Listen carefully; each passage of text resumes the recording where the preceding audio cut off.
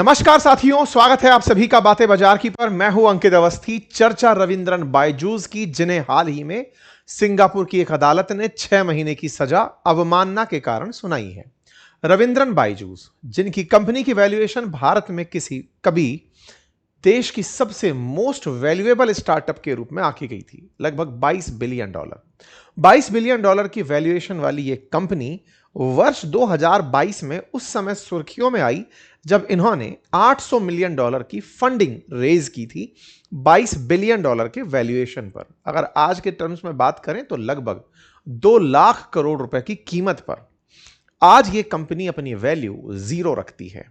Zero के साथ साथ इस कंपनी के संस्थापक रविंद्रन बायजूस पर मात्र 4 साल में ही जेल की सजा सुनाने का किसी विदेशी अदालत ने फैसला सुना दिया है। तो आज के सेशन में जिक्र 22 बिलियन से जीरो तक पहुंचने वाली बायजूस का आफ्टर ऑल केस क्या था, किस मामले के चलते उनके साथ ये सारी स्थितियां बनी, चर्चा करेंगे आज के सेशन में। जानेंगे रविंद्रन बायजूस से बायजूस बनने की कहानी और बायजूस के $22 बिलियन से $0 तक आने की कहानी। चलिए शुरू करते हैं, लेकिन उससे पहले एक जानकारी अतिरिक्त दे देते हैं, और वो जानकारी ये है कि यदि आप में से कोई भी परिवार का कोई छोटा बच्चा इन दिनों समर वेकेशंस में पढ़ाई कर रहा है और वो ग्रीष्मकालीन अवकाश में कुछ सीखना चाहता है, तो हम अपनी लाइव क्लासेस में इन दिनों अपने एप्लीकेशन पर कुछ वीडियो मेकिंग एआई के थ्रू सिखा रहे हैं। एआई क्लोनिंग, वॉइस क्लोनिंग सिखा रहे हैं, आवाज निकालना, स्क्रिप्ट राइटिंग, वेबसाइट मेकिंग सिखा रहे हैं। अगर आप भी सिखाना चाहें तो जरूर उन्हें क्लास एनरोल कराएं, लिंक कमेंट बॉक्स में पिन है। ये हमारी ही क्लास के कुछ छात्रों द्वारा, जैसे ये अनय व्यास द्वारा बनाया हुआ एक वीडियो है जो आप सामने चलते हुए देख रहे हैं, ऐसे ही कुछ और वीडियोस, जैसे यहाँ पर वाजपेयी हैं, इनके द्वारा बनाया हुआ एक वीडियो है जो आप यहाँ पर चलते हुआ देख रहे हैं। रक्षिता द्वारा बना हुआ वीडियो है, वो चलता हुआ देख रहे हैं। यहाँ पर नजफ अली द्वारा बना हुआ एक वीडियो है, वो आप चलता हुआ देख रहे हैं। प्राची से बना हुआ वीडियो, ये तमाम वीडियोस और तो और इन सबसे ऊपर किसी एक विद्यार्थी के द्वारा एक कार का एनिमेशन तैयार किया गया जो हमारी क्लास के लिए था कि जल्दी से चलो सर की क्लास शुरू होने वाली है। सभी वीडियोस बच्चे क्लास में सीख रहे हैं। इन समर वैकेशंस में बच्चों द्वारा इस तरह से चीज़ें सीखना, बनाना, अगर आप भी सिखाना चाहते हैं तो लाइव क्लासेस में एनरोल कराइए अपने बच्चों को, लिंक कमेंट बॉक्स में पिन है। चलिए आगे बढ़ते हैं साथियों।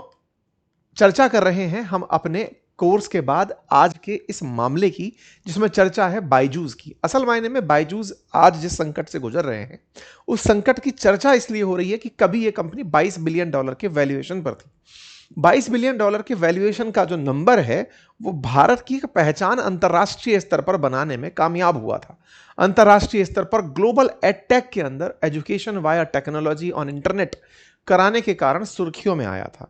आज रविंद्रन पर आरोप है कि उन्होंने प्रॉपर्टी से जुड़े हुए जरूरी कागजात कोर्ट को उनके लगातार आदेशों के बावजूद नहीं दिखाए।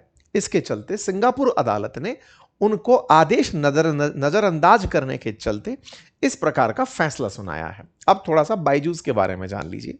बायजू असल में एक सरनेम है, रविंद्रन बायजू नाम है। बायजू की कंपनी बायजूस और बायजूस का द लर्निंग ऐप नाम से प्रोडक्ट हुआ करता था, एक एप्लीकेशन हुआ करता था। जैसे आज आप खाने के अंदर स्विगी जोमेटो सुनते हैं, ऐसे पढ़ने के लिए एक समय पर बायजूस हुआ करता था। बायजूस एक एजुकेशनल प्लेटफॉर्म कंपनी थी जिसकी जो ओरिजिनल कंपनी थी उसका नाम think and learn private limited था। बायजूस ब्रांड था तो उसकी एक कंपनी का नाम think and learn private limited था। यहाँ पर digital learning material, video lesson, interactive simulation से अवेलेबल तमाम प्रकार के कॉम्पिटिटिव एग्जाम से लेकर के स्किल बेस्ड तमाम प्रकार के कोर्सेज यहाँ पर उपलब्ध थे। इसके संस्थापक थे रविंद्रन बायजूस। अब रविंद्रन बायजूस की कहानी कुछ इस तरह से है कि आप केरला में जन्मे, 1980 में आपका जन्म हुआ। आपके माताजी पिताजी टीचर थे, माताजी मैथ्स की, पिताजी फिजिक्स के, और आपने government college of engineering Kannur से बीटेक किया था। ये उस दौर की बात थी जिस समय कैट का बूम आया था।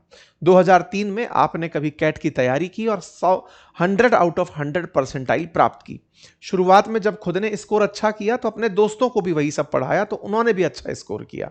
इन्होंने फिर से एग्जाम लिखा, उसमें फिर 100 आउट ऑफ 100 आए, और इन्होंने जिनको पढ़ाया उनके भी इसी तरह की परसेंटाइल आना शुरू हुआ। वो दौर इंडिया के अंदर आईआईएम से एमबीए करने का, कैट के थ्रू एमबीए करने का एक लंबा बूम का समय था। उस समय इनकी पढ़ाई हुई ट्रिक्स, इनके पढ़ाए हुए एक्सप्लेनेशन ने कैट में लोगों की बड़ी मदद करी। और ये जो कैट एग्जामिनेशन था, इसके बाद लोग इन्हें पढ़ने के लिए स्टेडियम तक में आना शुरू हुए। क्लासरूम्स छोटे पड़ते चले गए, पॉपुलैरिटी इस हद की कि इन्हें अपनी क्लासेस दक्षिण भारत के कई स्टेडियम्स में लगानी पड़ी। लगातार बढ़ती संख्या को देखते हुए वर्ष 2011 में इन्होंने अपनी पत्नी दिव्या गोकुलनाथ के साथ मिलकर के think and learn private limited नाम से कंपनी शुरू की। यह कंपनी शुरुआत में जिस तरह से एमबीए के कोर्सेज की तैयारी करा ही रही थी, धीरे धीरे 2013 में मणिपाल ग्रुप के चेयरमैन रंजन पाई और इन्फोसिस के पूर्व सीएफओ मोहन लाल पाई ने इनकी कंपनी के अंदर इन्वेस्टमेंट कर दिया। इसके बाद इन्होंने अपने काम को बढ़ाना शुरू किया। धीरे धीरे यह कंपनी डिजिटल लर्निंग के क्षेत्र में तेजी से बढ़ने लगी। 2015 में कंपनी ने अपना सबसे पहला मोबाइल ऐप लॉन्च किया। 2016 में $145 मिलियन और 2017 में $70 मिलियन का इन्वेस्टमेंट लिया। इसके बाद इन्होंने अपना विस्तार नहीं रोका। धीरे धीरे इन्होंने शाहरुख खान और मोहनलाल जैसे स्टार्स को अपने विज्ञापन के अंदर एज ए ब्रांड एंडोर्स करने के लिए एम्बेसडर यूज करना शुरू किया। इनके प्रोडक्ट्स धीरे धीरे सेल पकड़ने लगे। 2019 में 50,000 से भी ज्यादा कर्मचारी रखते हुए इन्होंने कंपनी का प्रदर्शन बेहतरीन स्कोर किया। इसी बीच में इनको 10,000 करोड़ की वैल्यूएशन यानी कि एक यूनिकॉर्न का स्टेटस 2019 में मिला। जिस समय देश में कोरोना आने वाला था, उस समय इनकी वैल्यूएशन पर कंपनीज में इन्वेस्टमेंट हुआ। चर्चा $5.5 बिलियन तक पहुंच गई। कोरोना के काल में कंपनी का जो वैल्यूएशन है वो तेजी से बढ़ने लगा। 19-20 में इन्होंने $1 बिलियन का लगभग $800 मिलियन बताया गया और इधर उधर सोर्सेस से $200 मिलियन इन्होंने फंड रेज किया। कंपनी की वैल्यूएशन $22 बिलियन पहुंच गई। कंपनी के द्वारा जिस तरह से कोरोना काल के अंदर अपना जो काम बढ़ाया गया, उस दौरान इन्होंने कई कंपनीज जैसे व्हाइट हेड जूनियर, आकाश, ग्रेट लर्निंग, टॉपर, तमाम कंपनियों को खरीदा और अपने जो फंड इन्होंने लिया था अपने $22 बिलियन की वैल्यूएशन पर, उसमें जो पैसा मिला उससे इन्होंने धीरे धीरे अपनी ग्लोबल रीच बनाना शुरू किया। ग्लोबल रीच के लिए इन्होंने फीफा वर्ल्ड कप 2022 की स्पॉन्सरशिप भी हासिल की, जिसमें लियोनेल मेसी और शाहरुख खान जैसे एक्टर्स को अपने ब्रांड के रूप में एंडोर्स करने के लिए रखा, ब्रांड एंडोर्स करने के लिए एम्बेसडर के रूप में रखा। इन्होंने उसी साल, जब कोरोना का टाइम था, उसी साल इन्होंने क्रिकेट की जो जर्सी भारत की है उसकी भी इस टाइटल स्पॉन्सरशिप ली। तमाम ये विज्ञापन के दौर थे जिस बीच में बायजूस लगातार तेजी से बढ़ते जा रहे थे। 2007 से शुरू हुआ ये सफर 2022 में फीफा वर्ल्ड कप में ग्लोबल रीच पहुंचाने तक सुर्खियों में आ गया। लेकिन ये सुर्खी ज्यादा लंबे समय तक नहीं बची। जिस दौर में लगातार कंपनी एक्सपेंड कर रही थी, उसी समय बायजूस पर आरोप लगा कि इन्होंने कुछ फंड की हेराफेरी की है। आरोप था कि लगभग $500 मिलियन यानी कि आराम से आज की भाषा में बात की जाए तो लगभग 4,500 करोड़ रुपए की फर्जी बिलिंग करके पैसे को भारत से बाहर भेज दिया है। किसी एक और कंपनी के नाम पर इन्होंने पैसे को बाहर अपने लिए निकालकर कंपनी से बाहर भेज दिया है। उसके बाद लेनदारों ने इनके पैसे मांगने शुरू किए कि जो हमने पैसा दिया है वो लौटाना शुरू करिए।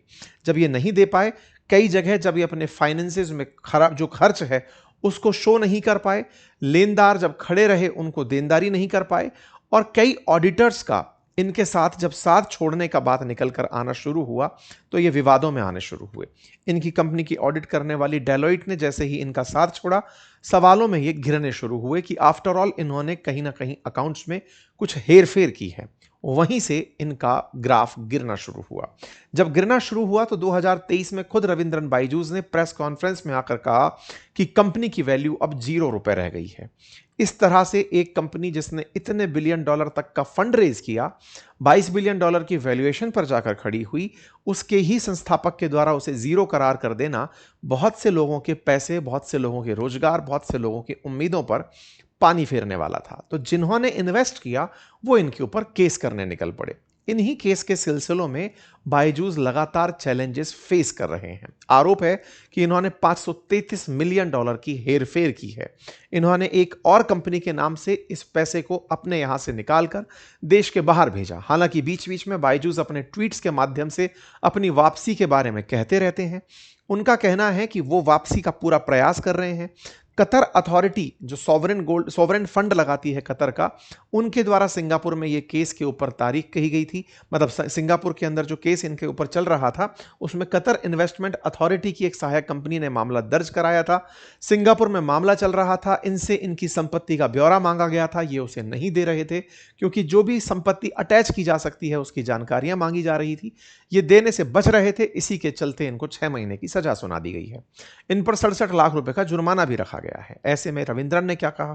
तो रविंद्रन ने कहा कि हमारे लेनदारों से हमारी लगातार बातचीत चल रही है, उनके साथ में बातचीत नेगोशिएशन राउंड में है, कोर्ट में प्रेजेंट ना होना और दस्तावेज ना देने का यह मामला है। दस्तावेज उपलब्ध करा दिए जाएंगे, मामला सेटल हो जाएगा, चिंता की कोई बात नहीं है। कुल मिलाकर बायजूस अभी भी अपनी वापसी को लेकर के डटे हुए हैं। उनका मानना है कि वो इस पूरी कहानी में वापस लौट कर आएंगे और अपने जो लेनदार हैं उनको कर्ज चुकाकर और इस तरह के मसलों से बचकर फिर से शायद बायजूस को खड़ा करेंगे। खैर, भविष्य में जो भी होगा आपको बताया जाएगा। ये अपडेट था। उम्मीद है कि आपको ये जानकारी समझ आई हो। अगर आपको समझ आई है तो साथियों से साझा करें। बाकी हाँ, समर वैकेशंस में अपने बच्चों को अगर कुछ क्रिएटिव सिखाना चाहते हैं तो लिंक कमेंट बॉक्स में पिन है, जरूर सिखाएं। धन्यवाद।